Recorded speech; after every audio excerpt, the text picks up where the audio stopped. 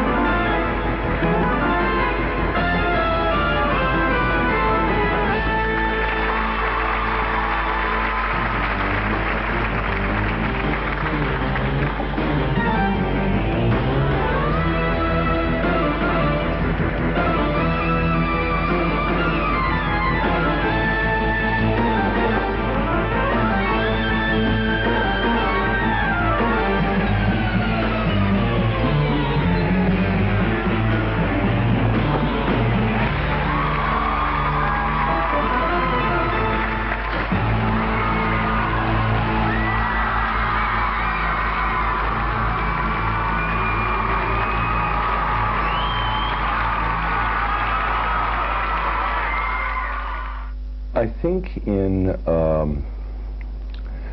Judeo-Christian traditions and in Islamic traditions as well, magic is dangerous stuff.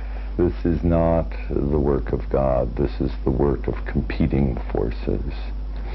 And we have a notion of magical practices and satanic associations with that. That's not the case in India. But it was to become the case elsewhere, in Europe and eventually the Americas. Magic competing with God over dangerous subjects. The power of magic for me is the art of transformation, the peeling away of masks, the transformation of the mundane to the magical.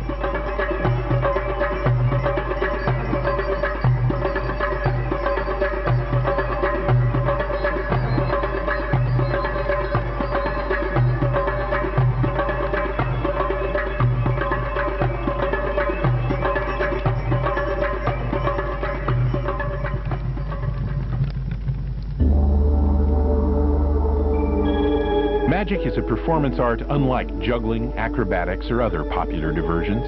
The father of modern magic, Robert Houdin, defined a magician as an actor playing a person who can perform miracles. That magical actor speaks to the human condition even as an entertainer. Like drama, magic presents the major concerns of life itself: transformation, creation and destruction, the journey from life to death, but in purposely mysterious and inexplicable ways.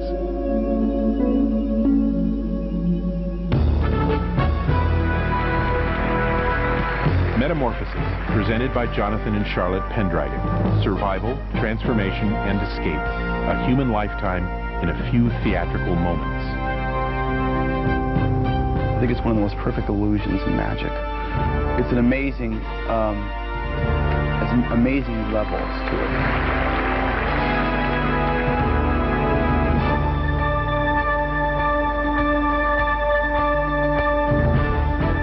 Houdini is the person who gave us the contemporary look of the effect. If it's done at a particular level of performance and speed, it feels like a double escape. One person escaped out, one person escaped in. A little bit better focused, a little bit more speed. Begins to feel almost like a penetration. The person penetrated through the wood of the box, and the person penetrated out. We wanted the magic to be up here where we were. So we give it the feeling of transformation.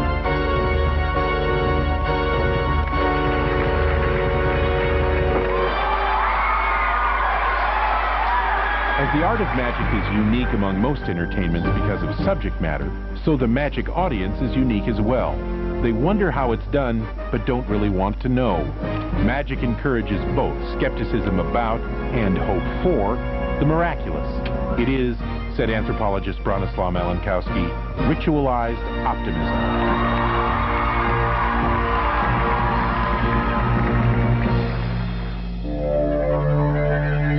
The Indian rope trick is a good example of the magic audience's skepticism and optimism, its desire to believe in the miraculous, no matter how unlikely. Now, the scenario of this rope trick is that the magician has a basket sitting there. He takes a coil of rope, throws it into the air, it becomes rigid, and it stays up there. That he sends his little Indian assistant, little boy, to climb up the rope. The boy reaches the top of the rope and then starts to yell insults down at the magician and such, and it's not clear whether the guy's visible or not. He said he apparently goes into the clouds in some versions of it, and the magician gets very angry, takes a big sword, puts it between his teeth, climbs up the rope, and you hear screeching and whooping and hollering, and pieces of the boy drop down. And then the magician descends the rope falls down, he takes all the pieces and puts them into the basket and shakes the basket up, and lo and behold, the boy jumps out in one piece. Hopefully.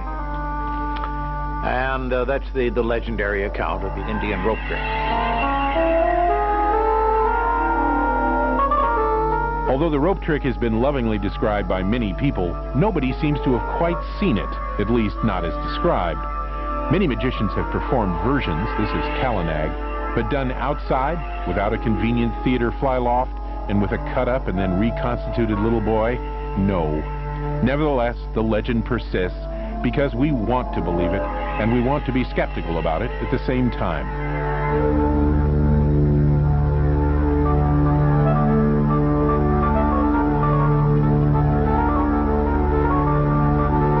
Skepticism has never been a popular point of view. You don't have to take my word for that. You can just ask Galileo. I'm sure he felt much better when the church finally absolved him of his wrongdoing 400 years after they ruined his life. So skepticism has never been real popular. And skepticism is just what magic encourages, plus a paradoxical belief in miracles. But for the Christian church in the 4th century and thereafter, they were the wrong miracles, done by the wrong people, about the wrong things. Proprietary topics for the clergy, like life and death. Christianity kind of insulated itself from magic, well, through its vocabulary. They do magic, we have miracles. You're doing divination, we have prophecy. So by changing the vocabulary, they were able to distance themselves from involvement in the group. And from that distance, the church threw large, lethal, symbolic rocks at the magicians. Magicians in the medieval times, or even before that, kind of had a rough go at it. Because if you said you had magical powers, you were burned at the stake for being a witch. So here we get to a time in history where there are different competing franchises for the same congregation. You have entertainment and magicians and priest-healer magicians and all these different varieties of magic. And all of a sudden, if you say you're a magician and that you have some sort of magic, you die. The ace of clubs will represent an exceedingly efficient instrument of medieval torture. The king of clubs, a traveling magician, a sleight of hand artist who has been accused falsely of heresy. I play Torquemada. Well, the device is prepared behind the victim's back, thereby increasing witless anxiety. The Inquisition begins. Do you confess your heresy? No? Great. Perhaps this will loosen your tongue. Actually, the victim's tongue has been removed, so the anguished cries do not detract from the merriment of the moment. Now, you might think that the victim would be inserted into the device. No, the device is inserted into the victim. Much more painful, and it is pushed against the very spine. On good days, you can get them to turn around, but on really good days, you can get them to turn inside out. not only that, you can get them to turn outside in. And not only that, you can get them so confused, bewildered, they actually face half one way and half the other. A quick snap of the spine. This is my favorite part because you will hear the bones breaking.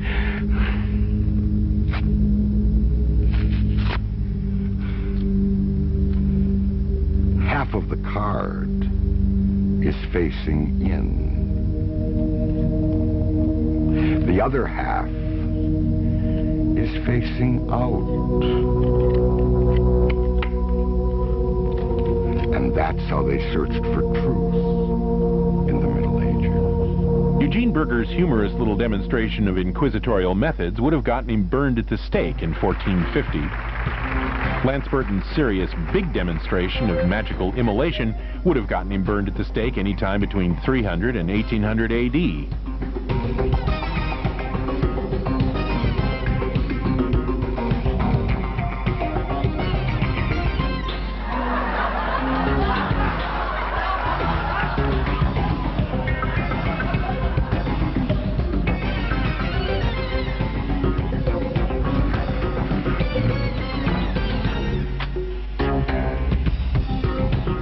In the later Middle Ages, the Inquisition turned from heretics to witchcraft with a vengeance. Magicians tried to protect themselves as best they could. Had Lance Burton been working then, he certainly wouldn't have dared playing God, blithely cremating an entranced supplicant. And like many magicians of the time, he might have adopted a costume more like the motley of a royal fool than that of a dark-robed man of mystery, something that said entertainer and not priest or wizard. But appearance has always been a serious and sometimes dangerous consideration for magicians. I have groomed myself in this manner for well over 20 years. And there are times that I look back in wonderment that I wasn't beaten to death on the streets of certain parts of Middle America.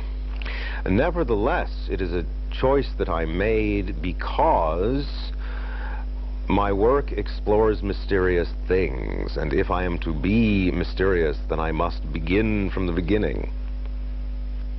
But for him it works. The mysterious Max Maven, mentalist. And what is your name?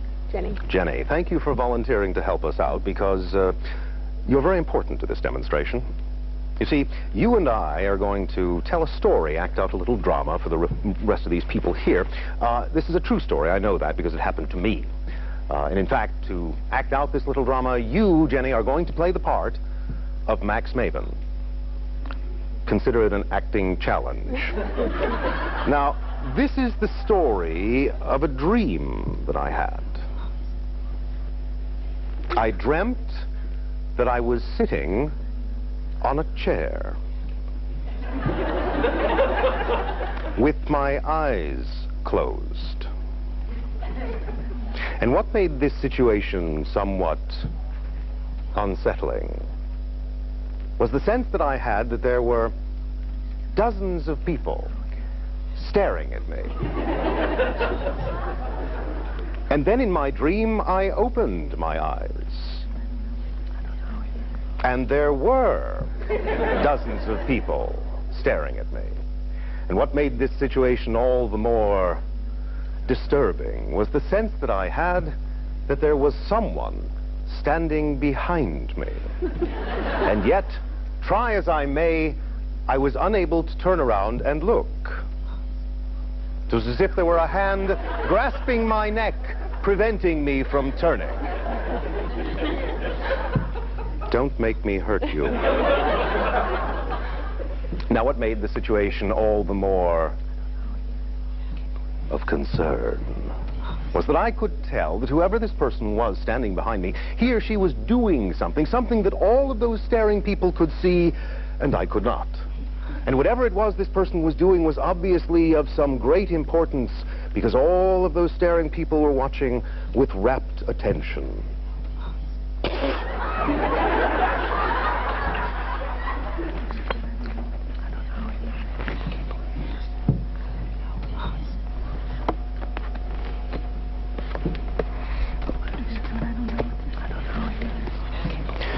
Now here's where the dream became really scary.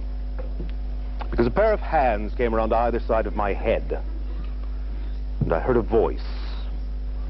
A deep, attractive voice. And the voice said, name any card you see. Okay. Which one? Ace of diamonds. Ace of diamonds. The ace of diamonds, yes. right here, all right. A moment later, this one, you sure? Okay. A moment later, all of those staring people burst into applause. And I didn't know why.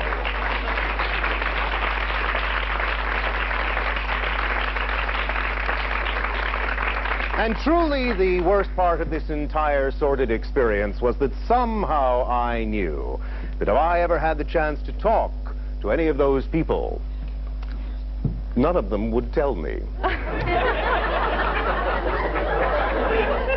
That's my story, and I'm sticking to it. So, magicians say, no, it has nothing to do with the sacred or religion or anything else. Thank you very much. I am a trickster. I am a juggler. It's all natural magic. It's all sleight of hand. The magicians moved out of the temples. They got kicked out of the temples because we can have none of that hanky-panky here. No, thank you. We don't have anybody dealing with such dark powers. If you do sleight of hand magic, that's okay. You can live, but do it on the streets, not in the temples. Perhaps the biggest help to threaten magicians in the Middle Ages came in a book by a retired justice of the peace called Reginald Scott. Horrified by the slaughter of alleged witches, in 1584 he published The Discovery of Witchcraft. Scott did the unthinkable in the book as far as conjurers are concerned. He gave away the tricks, but no magician has ever complained. Reginald Scott was a remarkable man, but he attributed a lot of these fanatical movements against the street magicians and against the conjurers and the so-called witches to a total misunderstanding of what could be done by perfectly ordinary physical means. The first edition of his Discovery of Witchcraft is very, very hard to find today.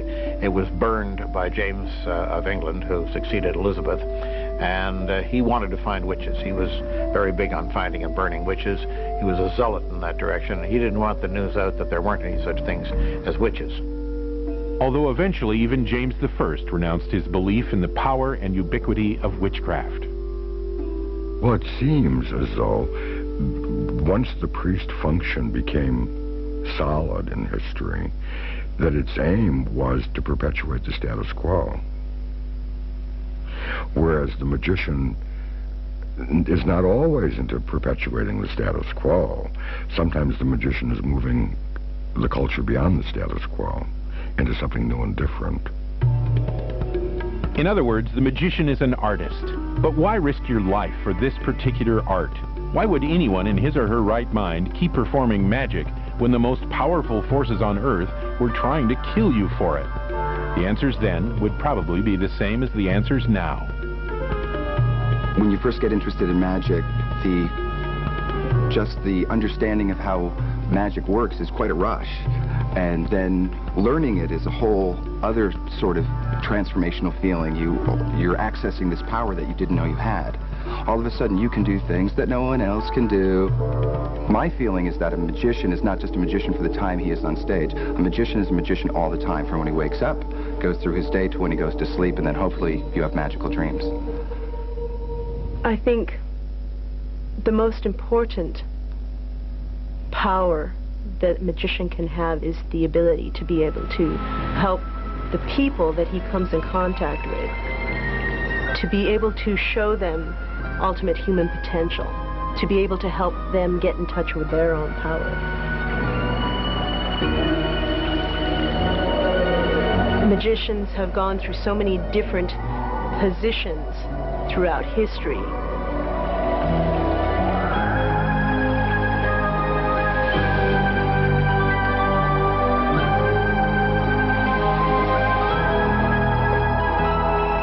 Magicians are ambiguous figures dealing with life and death, and yet in doing it, I think they take us in a theater, a kind of sacred theater, if you will, of experiencing life and death and coming out a little bit more confident that we can master ourselves. In this case, be masters of our bodies. Jonathan Pendragon. You believe you're a magician when you walk on stage. You want to seem supernatural, so you want to play that character. And we always think of supernatural creatures as bigger than life. I think it's just the fantasy of it, you know, believing that you're seeing something that doesn't exist in their real life. Most people live their lives just, you know, going to work, taking care of their homes, taking care of their families. And I think when they see magic, it takes them into another fantasy. It takes them into another world that they can just lose themselves in. A very large proportion of American males, somewhere between the age of 7 and 12, go through a certain phase of dabbling with magic. Most of them leave that alone when they hit puberty, but some don't.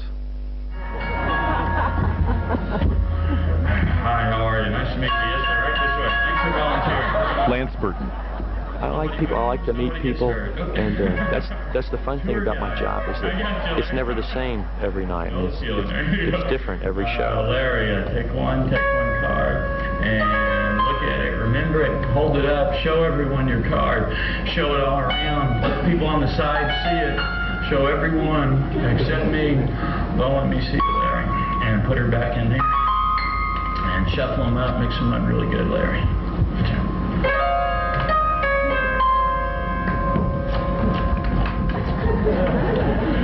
You people want to see somebody get hurt. Oh yeah, it was a great show. He killed the guy and everything. Thanks a lot, Larry. Good job. Nice man. Give him a hand.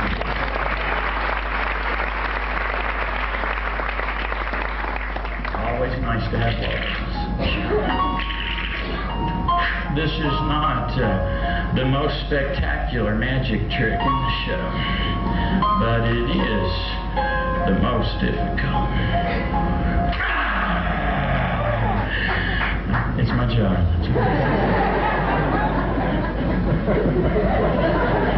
One person applauded. No, it's my fault. I should have bought a tiger.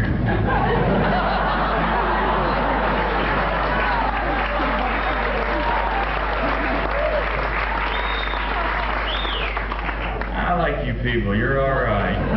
Larry, my friend, what was your card, please? 3 of spades. God bless you.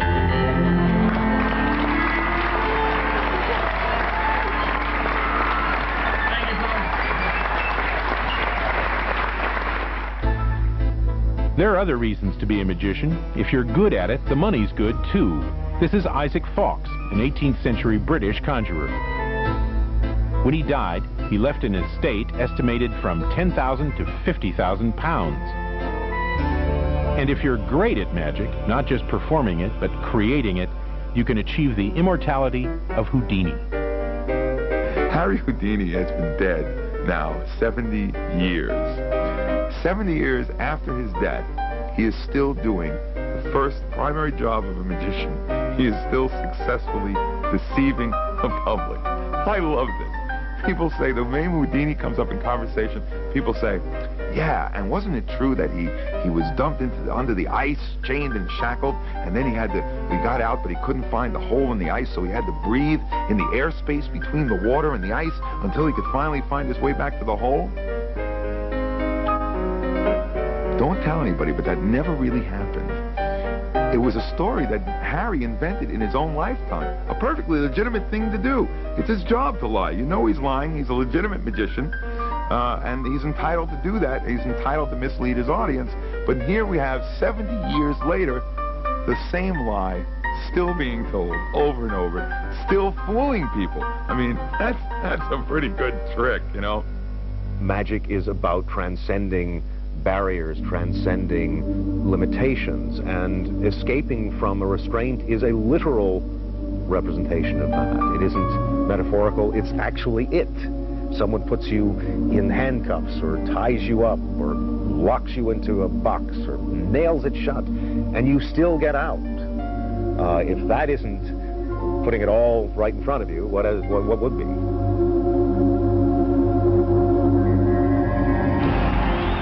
And perhaps the final appeal of magic to magicians is that it's a satisfying occupation when you do it well. You always get your elephant back.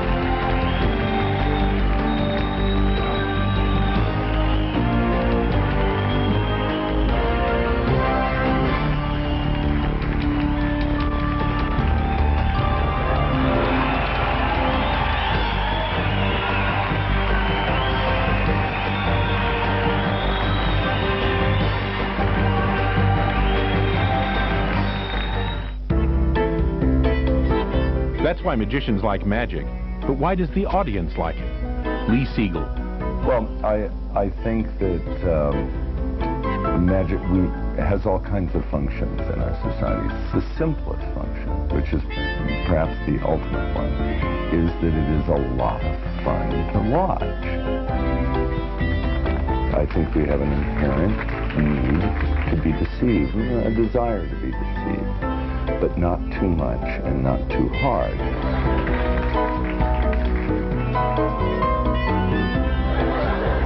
Any magician worth his salt will tell you that the smarter an audience, the more easily fooled they are. It's a very counterintuitive idea, but it's why scientists, for example, get in trouble with psychics and these types, because scientists aren't trained to study something that's deceptive. You know, did you ever hear of a sneaky amoeba? I don't think so. You know, they don't get together on a slide and go, hey, let's fool the big guy. In the past, the lights would go down, the sun would set, and the people would gather around the community fire. And the magician, medicine man, priest, healer, wise woman, they would come out and reenact the great myths of the tribe. Today, it's the same thing. The lights go down, people come to the theater. And that's how we can account for the enduring appeal of magic to people. Because, you know, even the most cynical person, most cynical, skeptical person still takes their kids to the Magic Kingdom for vacation. Don't they?